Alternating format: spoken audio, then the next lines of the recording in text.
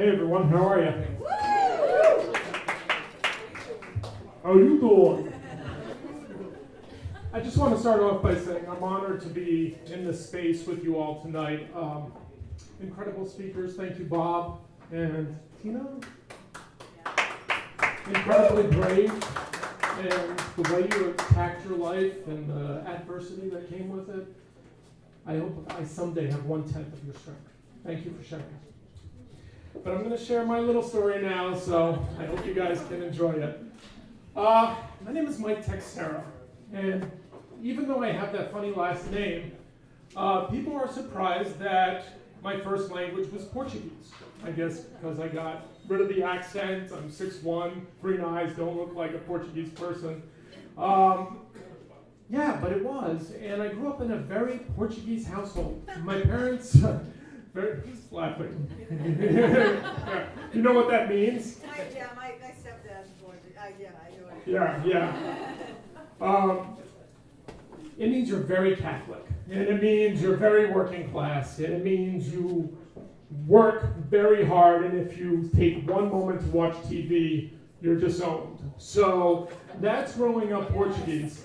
And my parents emigrated in 1971, and in 72 I was born into the family. By 1979 I was 7 years old, and Christopher Reeve was in Superman. Remember that? Right? But my Superman was my dad. I spent all my time with him. He owned a landscaping company, and I remember driving around on hot summers with the smell of fresh grass flying around us. And this man would tell me the funniest stories. He had an opinion about everything, about government, religion, whatever. He could quote poems verbatim. We would go to a family gathering, sort of like, Portuguese gatherings sort of happened in halls like this, and Portuguese music would come on, and something called fado would start up. Anybody know what that is? Fado. Fado. It is basically depressed Catholic Portuguese hip-hop. I'm telling you, and it's amazing because my dad would get up and he would come up with rhymes on the spot about his life and his beliefs and how much religion meant to him, and I admired him so much. But by 1985, I was 13 years old, and that changed a little bit. We all know how 13-year-olds are. Do you know what 13-year-olds are like? I've got a 13-year-old at home, and they know everything and are bitter about everything. And my worldview was starting to shift a little bit by 13. It was Reagan's America. Rambo was on the big screen. Patriotism was flying high. And being from a Portuguese family and a little bit from, other, wasn't very easy. I stood behind my dad a lot those years as he tried to communicate, and I watched people yell at him, like, increase their volume, like that would help them him understand. I heard the word dumb Portuguese a lot. I heard greenhorn in my neighborhood a lot. And I didn't get angry, but I started to feel protective. I felt like instead of my dad being a superhero, now I needed to somehow protect him and the family. And I stepped in as best I could and tried to be that bridge of communication, which, flash forward, makes a lot of sense to where I am right now. And I learned something else really interesting back then. Because Rambo was popular, a lot of discussion about Vietnam was happening, and we were trying to reconcile as a country with the way we treated our veterans during that time, and there were a lot of books written and stuff, but I noticed a lot of the symptoms of post-traumatic stress disorder was actually very familiar from my household. You see, my dad went to a war in Angola that nobody had ever heard about, and it was so similar. I mean, they were training these communities, they thought were on their side. At night, that same community would end up attacking them. So it was a mess, and he was self-medicating with wine. Of course, that's the only way Portuguese people self-medicate, with wine, nothing else. And it was stressful in the household, little things would blow up quickly. So I would use communication to tell a joke or bridge the communication and increase understanding really fast. But I found the fact that some stories are so similar but completely different. The Vietnam experience and the Angola experience was so similar, but yet all the details were completely different. I said, this is a key, and I don't know what to do with this now. At that point I was 13, but it started me on this journey. And I want to tell you a little bit about this journey that I took from that point on to try and understand how to use this key and turn it into a tool that I could use to help people understand each other. So I started off on the theatrical stage. It was high school. That was the first place I thought to go, that I could start to communicate, get out of my shell a little bit. And I was amazed that this old, dusty text that teachers were trying to teach me, the Shakespearean stuff, all of a sudden made sense once you got people up on their feet with lights on them and a stage behind them. And I was like, wow, that was my first lesson. There's power in bringing people to the written word and relaying that. So the next step was college. I pursued a career in acting, much to my father's chagrin. He didn't want to pay for that, but that's another story. So I went to a college for the theatrical arts. And it was there that I learned lesson number 2, that you have to surround yourself with people from all backgrounds, whether they're conservative, liberal, gay, straight, foreign, black, white. It's when you surround yourself with people from all these different walks of life that you start to understand that we all have common threads, and you start to see themes arise over and over again. So of course, after I graduate, I'll go to LA because that's where I'm really going to make a difference, right? But funny enough, in the world of glamour and glitz, I learned my next lesson, which was that communication has power, that it can make something actually happen or not. Pitching suddenly made a film happen. I worked in the licensing department at Paramount Studios. The way someone came in and talked about their t-shirt company won them the contract for, being the Star Trek official t-shirt company. So it had power, and I learned that in LA. So I came back to the East Coast, and then I ended up in the Gillette laboratory. Did you know Gillette had a laboratory? Anybody here know that? Yeah, you know that? We have a lot of similar information, so we should share that. In Boston, in the world's shaving headquarters. I worked in the personal care development laboratory with really smart people who could mix chemicals together and create deodorants that would keep you from sweating for like 24 hours. That's amazing, right? But I learned that if you present or try to relay information without a plan, it doesn't go anywhere. So I learned it's important to have a plan when you're speaking to people of where you want them to go. So that was my my Boston experience. So then I came to Portsmouth, good old Portsmouth. And in the past 10 years, woo-hoo! How many of you are from Portsmouth? Good.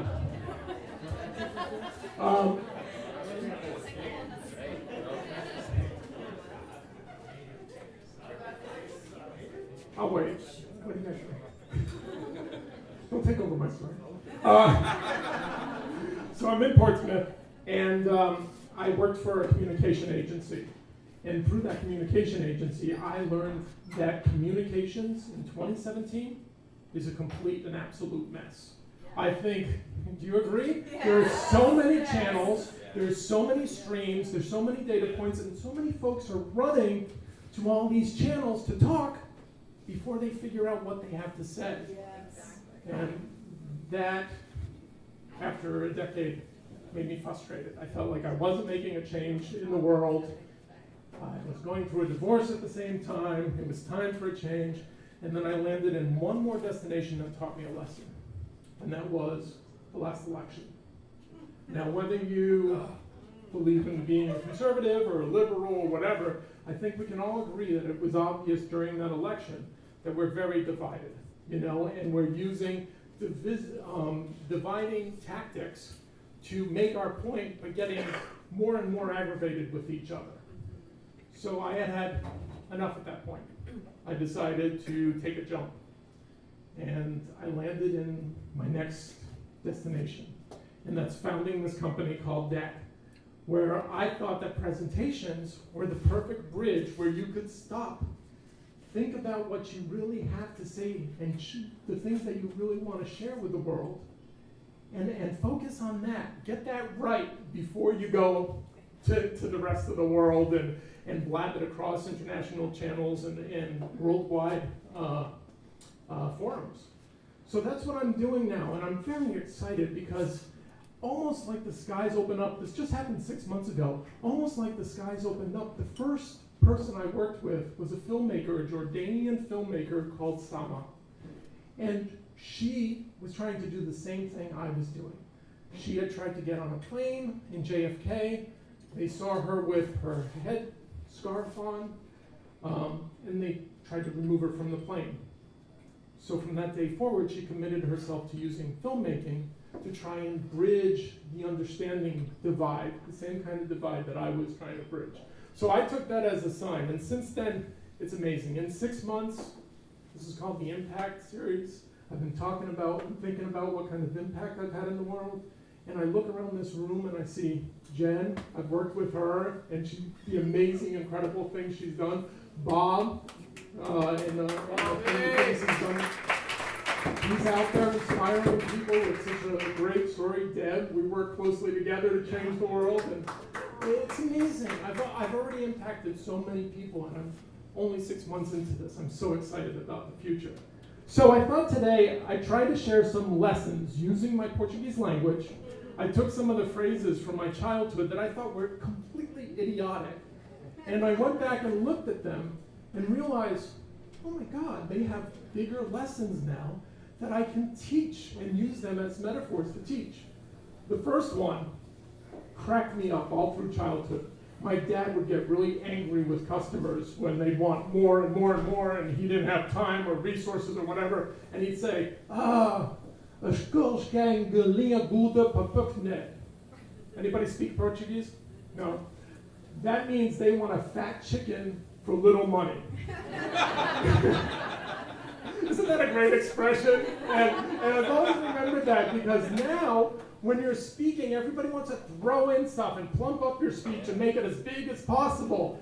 But you have to be realistic, and you got to think about your resources. Do you have time? Do they want to hear your message? So I use that one, don't make a fat chicken for little money, okay? Because otherwise people won't understand the thing you're saying. The other expression that I heard around my house a lot was, hey Michael, vida disc. Usually when I was going on and on about something and my mom had it, she'd say, vida disc, which means flip over the record, play the other side, which is kind of like you sound like a broken record, but I like their version of it because instead of just saying you sound like a broken record, it gives you instructions of what to do. Right? Try another tactic in communication. If something isn't landing, if you have a talk and it flops, why do it again? Why try to keep beating a dead horse? Turn the record and try a different song. I was a dumb teenager, of course, and my dad would often say to me, shake his head, and he'd often say, Tu olhas golem caranguejo, porque a frente para what's locked, which basically means you look like a crab trying to go straight, but turning your butt forward and going sideways.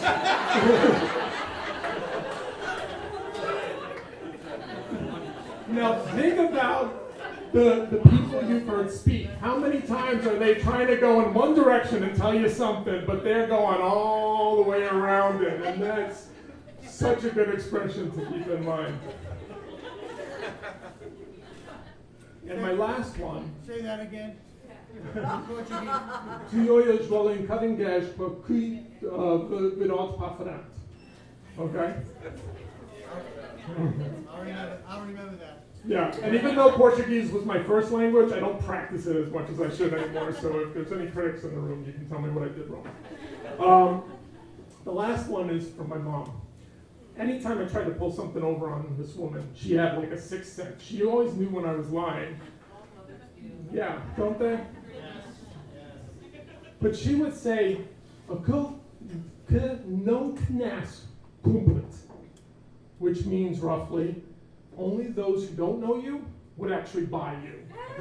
Right? And they meant it in a mean way, but when I'm speaking to clients, it's such a great lesson to take, because if you fumble, you forget a paragraph, you're not really the expert you think you are, they'll still buy it if you own the moment. If you just say, hey, I'm here, this is my truth, I'm sharing with you. So those are the phrases that I thought I'd share with you today, and maybe hopefully you've learned something. Or you know, had some funny words you can throw out at the party.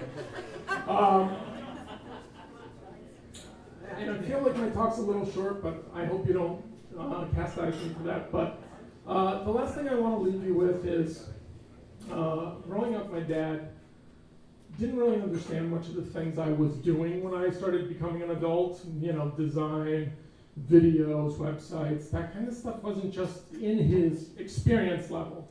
So when people would ask him, hey, what does your son do? He would say, he's a teacher. And it would get me so mad. I would be so hurt. I'd be like, he doesn't even take the time to understand what the hell I do. He's just blankly saying he's a teacher. But he taught me yet again, that crazy old Portuguese man, because he knew before I knew that I am a teacher. And I had to arrive to this moment to understand that my impact in the world is teaching some life lessons about my past, about that pain of watching my dad struggle to relay who he was inside. And I'm damn proud of being a teacher. Thanks, God.